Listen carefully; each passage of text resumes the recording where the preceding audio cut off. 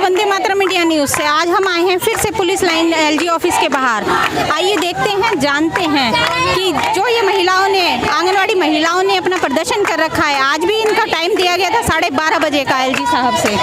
इनकी आगे सुनवाई हुई है या नहीं, करते हैं इनसे बातें। जीतेंगे जीतेंगे,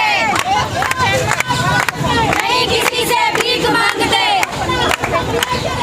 लेके रहेंगे लेके रहेंगे, कुछ भी मिलता है, कुछ भी मिलता है, नहीं किसी से भीख मांगते, लेके रहेंगे लेके रहेंगे, जीतेंगे जीतेंगे, जीतेंगे जीतेंगे, जीतेंगे जीतेंगे। नमस्ते मैम। नमस्ते मैडम, मेरा नाम रुक्मणी गौतम। बताइए मैम, आज यहाँ आप आए हुए हैं। इससे पहले भी आप जंतर मंतर पे भी गए थे। इससे पहले 2 दिन पहले आप यहीं पे आए थे एलजी ऑफिस पे। आज फिर आप आए हैं, तो आप किस लिए और किस उम्मीद के साथ आए हैं? हम इस उम्मीद के साथ आए, आज के हमें इन्होंने टाइम दिया था कि हम आपको, आज का टाइम था तो हम लोग यहाँ पर आए हैं। इन्होंने कहा एलजी साहब के द्वारा ही जब हैसमा लगा सकते हैं तो वो हमें नौकरी भी दे सकते हैं। उम्मीद लेके आए कि एलजी साहब हमारी नौकरी दे दें हमें। हमारी हड़ताल हो रही थी 31 जनवरी से 9 मार्च को हमारा हैसमा लग गया। जब से हम परेशान हैं, टर्मिनेटेड कर दिया गया है हम लोगों को। और बाकी लोग नौकरी करें, अगर टर्मिनेटेड करना था तो 22,000 हेल्पर वर्कर्स थी, उनको करते हैं, हम ही लोगों को क्यों करा।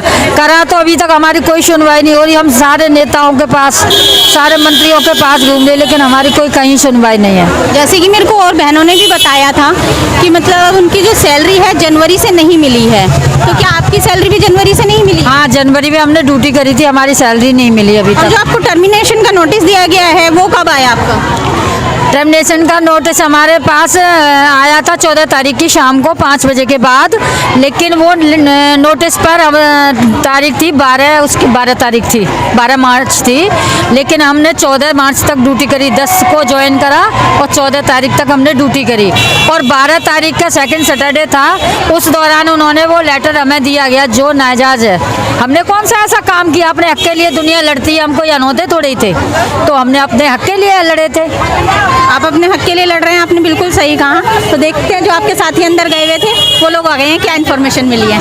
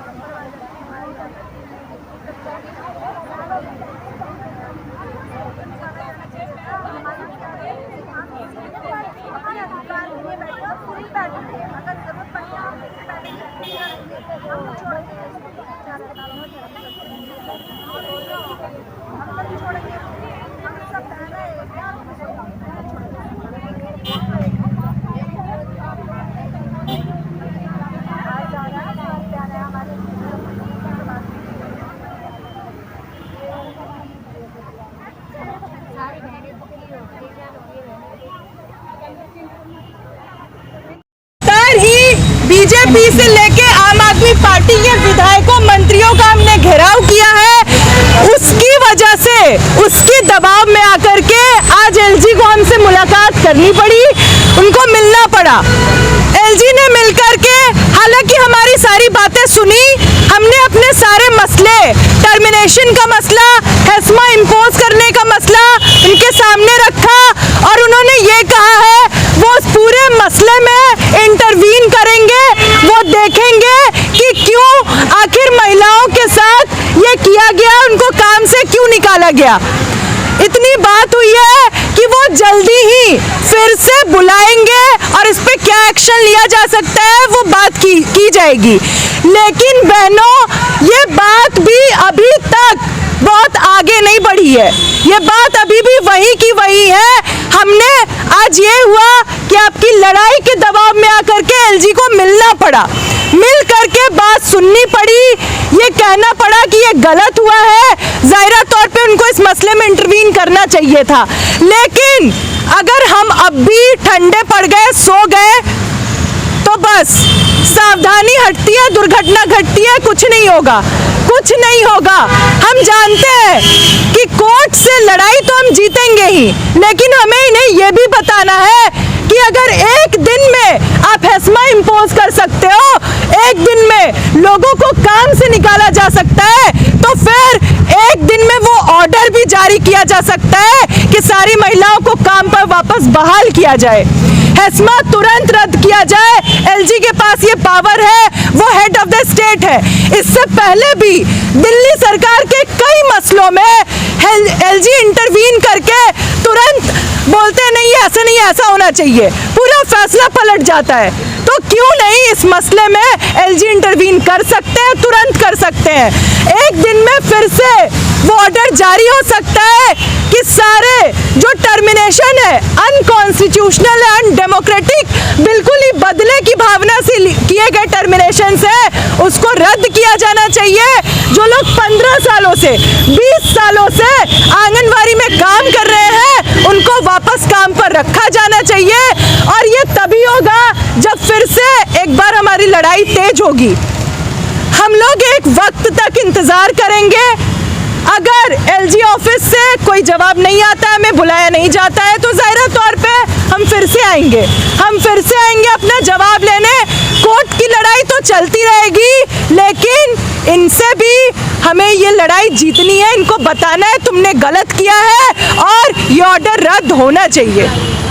तो आज की ये बातचीत है, हमने ये बहुत बड़ी जीत है हमारी लड़ाई की, हमारे संघर्ष की, क्योंकि पिछले 4 महीने में हमने देखा है कि किस तरीके से इनके तमाम विधायक, मंत्री से लेके खुद एलजी भी कोई न मिलने को तैयार है, न मेमोरेंडम का कोई जवाब देने को तैयार है।